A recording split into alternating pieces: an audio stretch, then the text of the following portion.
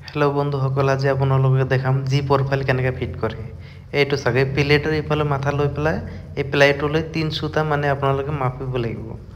এই 3 সূতা আপোনালোকে টেপ দি দেখাই আছোঁ। এই প্লেটটো আৰু প্লেটটো আপোনাৰ 3 সূতাত প্লেটৰ এইফালে 3 সূতা মাৰিব লাগিব। এই মাৰা হ'ল, প্লেটটো মাৰি দিব এনেকা। মাৰাৰ পিছত আপুনি এইটো এই পাল্লাৰ ওপৰত দিয়ে এনেকৈ চলাই দিব। এইটো চাগে চলাই দিলে না এইটো জি প্ৰফাইল লাগি যাব ইয়াতে। এই চাওক এই লগাই দিলে জিৰ প্ৰফাইল একদম ফিট বহি যাব, একদম ধুনীয়া বহি যাব। এইটো এই যে বহি গ'ল, চাইছে না? এনেকৈ লগাব পাৰে আপোনালোকে।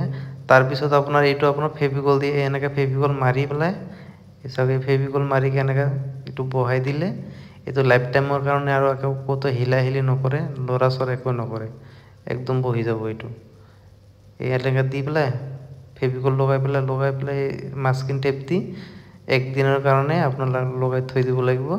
থৈ দিলে এইটো আৰু একদম লাইফ টাইমৰ কাৰণে একো নহয়, কেতিয়াও জিন্দগী মে উঠি নাহে। এইটো ল'ৰা চৰা নকৰে, চাওক।